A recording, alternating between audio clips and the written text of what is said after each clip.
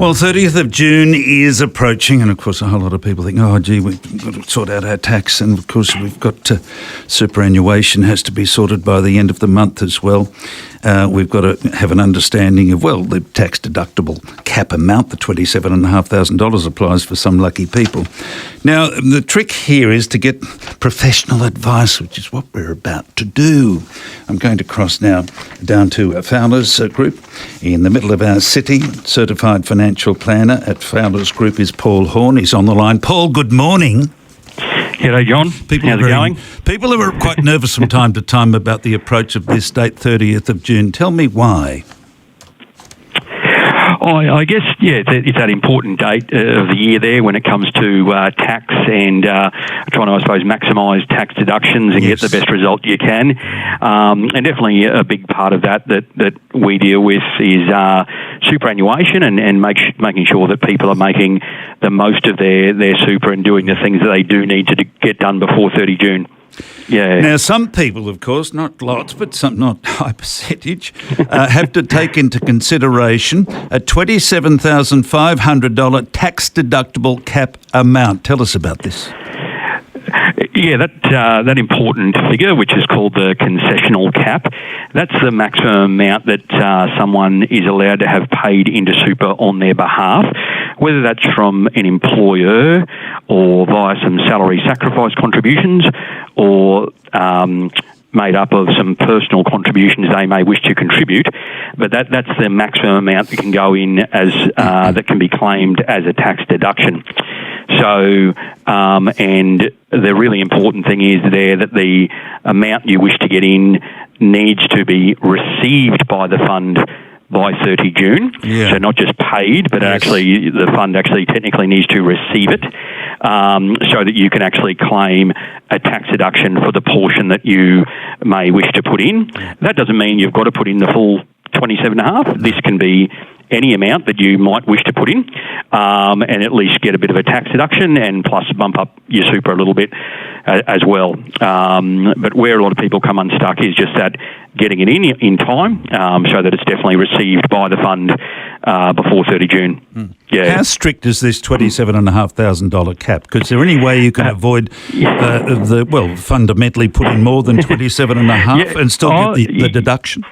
Yes, fortunately some new rules came in a couple of years ago which have definitely helped, and they were called catch-up contributions, and they were a way that the government have allowed people to use up caps that they mightn't have used up in the past for up to the last 5 full financial years.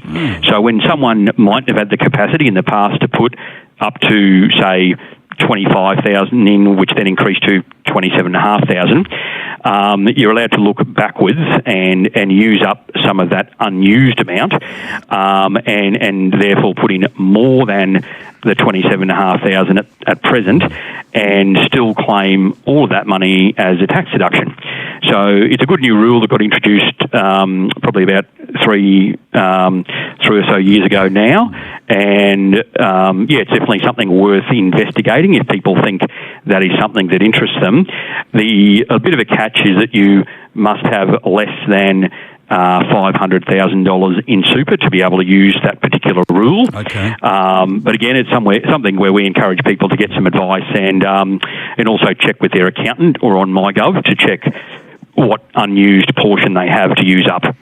Now, if you're making a contribution to your super, and you've got to do it before the 30th of June, how long before the 30th of June do you have to have it over the line?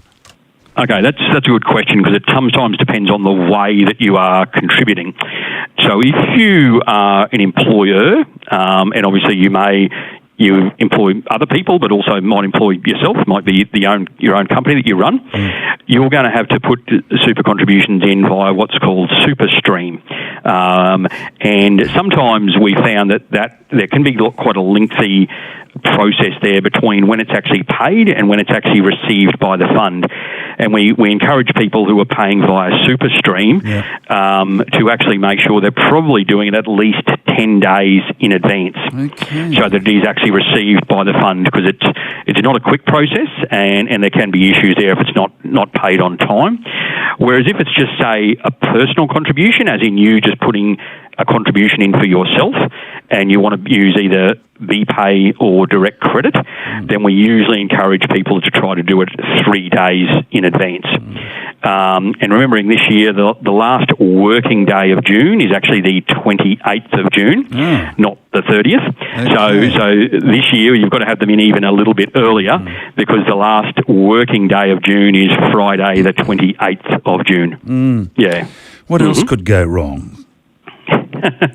A few little things just to make sure you actually claim the tax deduction properly for the money you do wish to put into super, is after the contribution is made and before the point in time, a few months later when you're actually lodging your tax return, you need to sign off and lodge with a fund what is called a notice of intent to claim a tax deduction.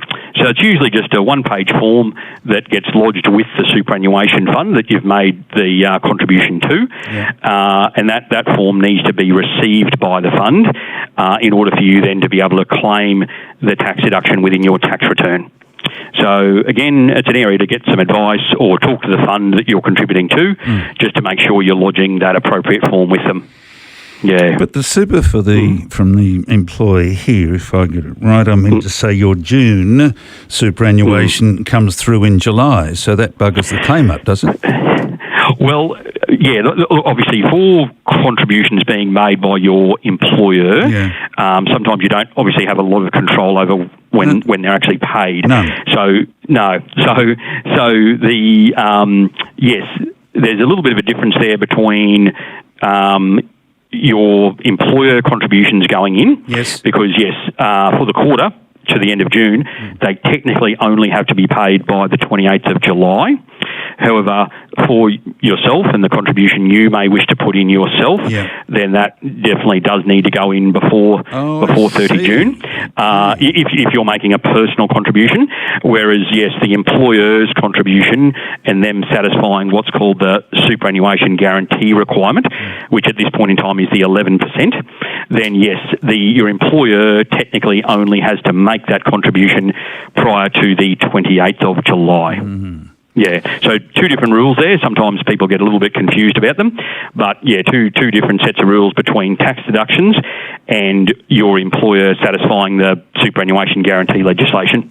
Yeah. Now, the 27,500 cap amount, if you like, the tax deductible cap amount, what's it made up of? So the main thing it's made up of is employer contributions. So contributions that your employer is making on your behalf. Right. If you have previously set up any salary sacrifice contributions, so their contributions you've organised with your employer so that they're going in already as what's called pre-tax contributions. Right. And then the final one that makes up the 27.5 is then if you choose to make any additional contributions yourself that you then wish to claim in your tax return as a tax deduction. Those are the three types of contributions that all contribute towards that $27,500 cap. I was just thinking, people like you, Paul, and your fellow officers down there at Founders, at this time of year, I presume there's a queue up, is there, to get advice? Look, as it comes to the end of the financial year, and June is a busy month. Definitely it's one of the busier months of the year with people making sure they're doing the things they're meant to be doing. Yeah. So they should be calling or going to the front desk, trying to jump the queue. No. If they can get in contact through the website, so www.fowlersgroup.com.au, or on the phone, we have a toll-free number 1300 855 849. Definitely, if people want to get in contact to check they're all up to date and doing what they should be doing. That's great. Excellent news. Good on you, Paul. Thank you for this update. Thanks, Sean. That's Paul Horn. Give him a call now if you've got some confusion about this particular matter. He certified financial planner is Paul Horn at Fowler's Group. The time's 22 past 11.